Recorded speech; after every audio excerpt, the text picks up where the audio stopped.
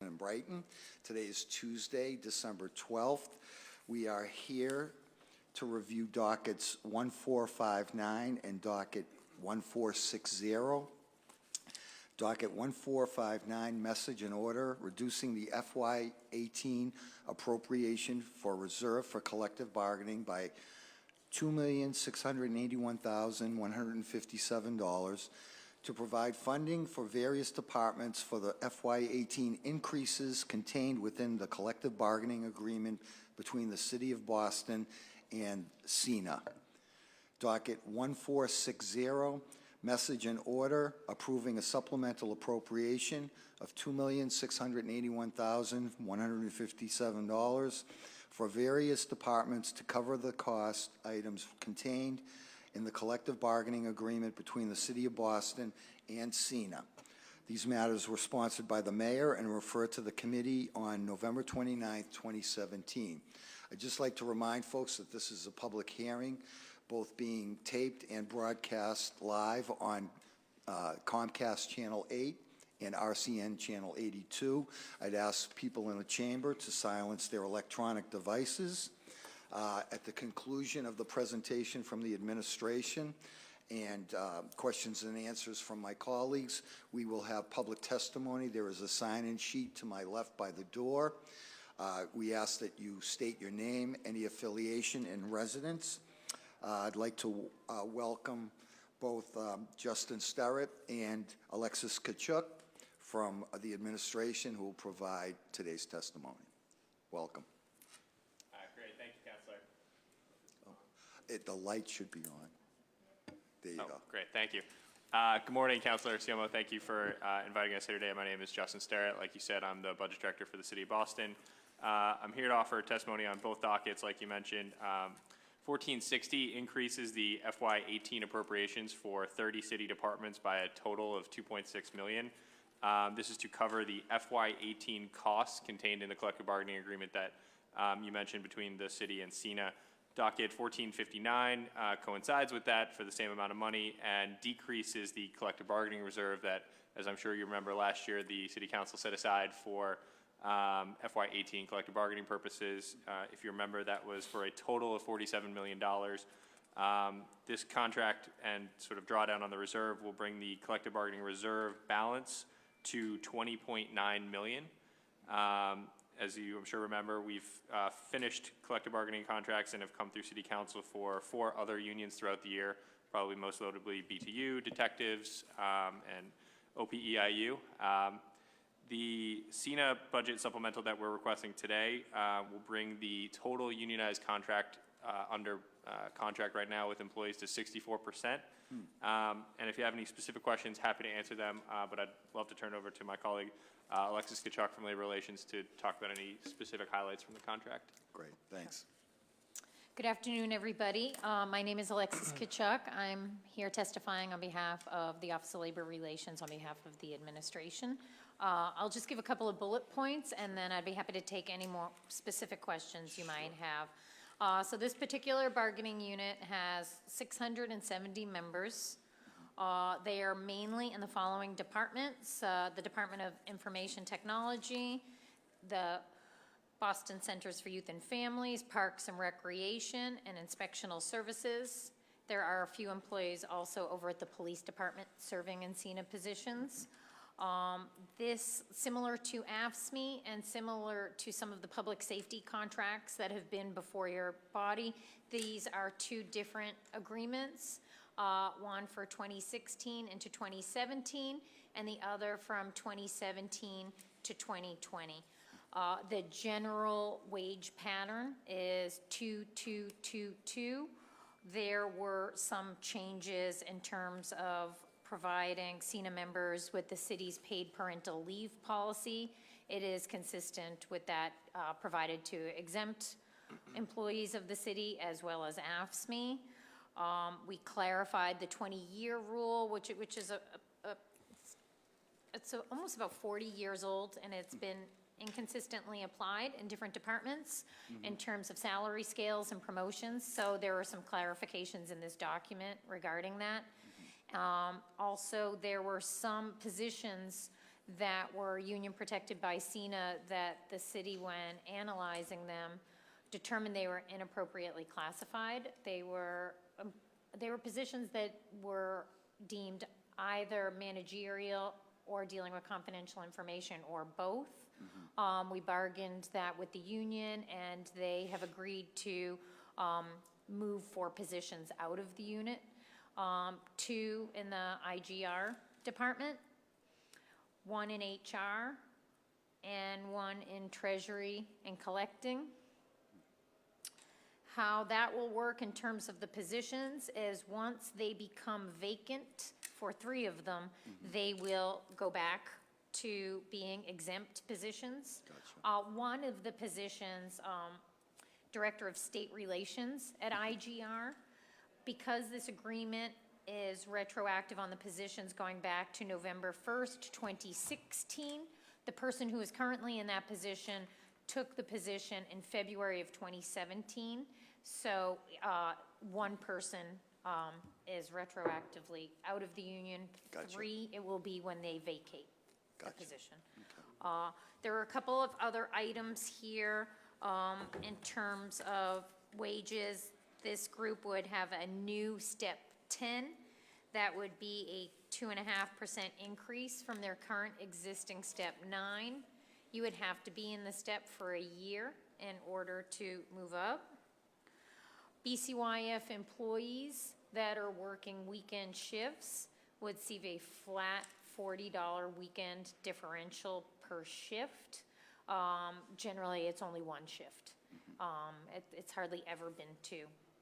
And then there were a few instances in which some SENA employees that are in supervisory roles sometimes have to hop down and serve into AFSCME similar roles. That would be those with CDL licenses. So we would provide a stipend to those who consistently use their CDL license in the course of their SENA duties. So it would not be all holders of a CDL license, and it would not be somebody that maybe does an AFSCME-like job once or twice throughout the year. That part would have to be consistent to receive a CDL differential. Okay, great, thank you. I've been joined by City Councilor at Large Anissa Sabi George, as well as District City Councilor Tim McCarthy. The wage pattern reflects similar wage patterns with the other unions that we mentioned earlier. Yes. The 2222.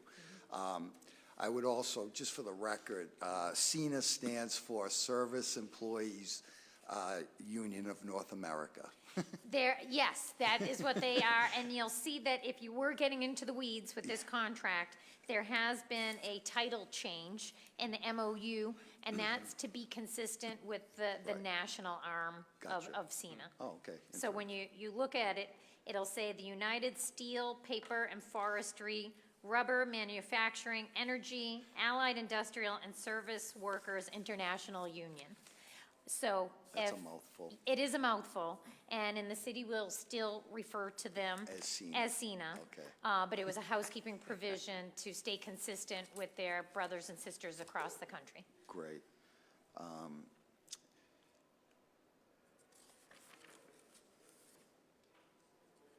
think you answered a lot of my questions. The parental leave issue will be, and I'm sorry, you mentioned that they will all now be eligible, right, for parental leave Yes, under the same parental leave that applies to the exempt? yes, Okay, great.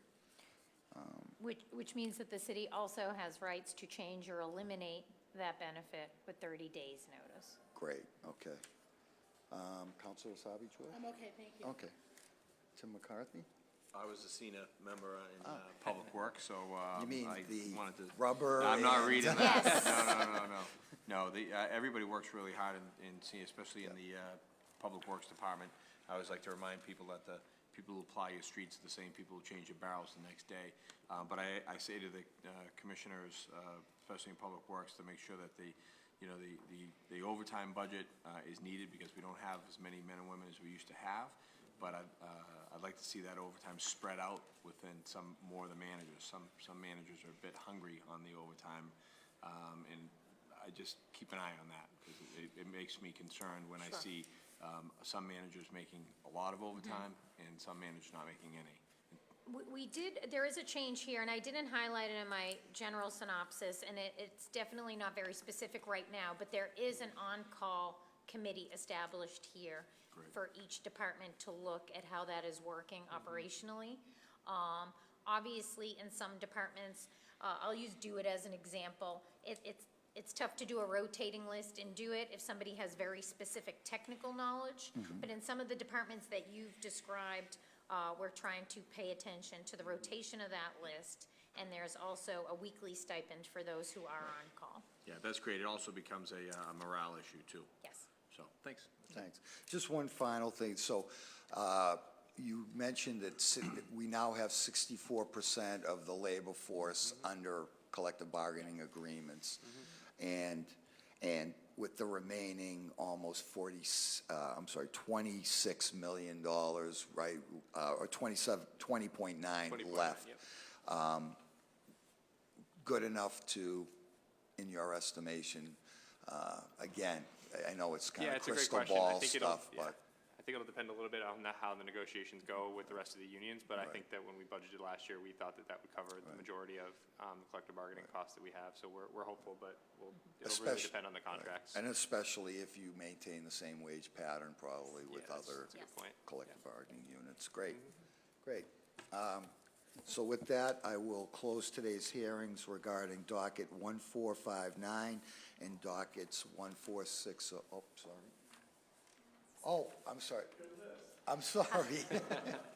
Public testimony. I'm sorry, Sam Tyler from the Boston Municipal Research Bureau. Thanks, Sam. Of all the employees under collective bargaining agreement, so BTU, detect. 64% of ours are all. I have collective bargaining done. Oh, Good morning. Yeah, yeah, so 36 is left. Good morning, Sam. I think it's still morning. Don't worry, my remarks will be brief. Thanks. So for the record, my name is Sam Tyler, President of the Boston Municipal Research Bureau. I just have a few comments on the contract. One, I mean, clearly it's following the pattern that the city has established with prior negotiated contracts of 2% a year for either 3 or 4 years. This is 4 years. I strongly support the removing of what are really managerial positions out of SENA. I mean, I was around when SENA was created, which it shouldn't have been, but it has been. But there are, and if there's a concern, it's that there's probably more positions that are really managerial that shouldn't be part of SENA. And I think I would have a concern also in terms of the first assistant collector treasurers. By the fact that the chief financial officer, because the chief financial officer position has no statutory authority, also has to be the treasurer, that means that the first assistant collector treasurers really are doing the day-to-day management of the department and clearly managerial. So the fact that, I mean, we don't have I guess we do have a permanent person in place now, but that this wouldn't take place until that person were to leave, I think is unfortunate. It would be preferable to have that position be removed immediately, but that's not what happened. As with other contracts, there are other additions to compensation that add to the cost of the contract. The step 10, which is a new step, is one of those issues.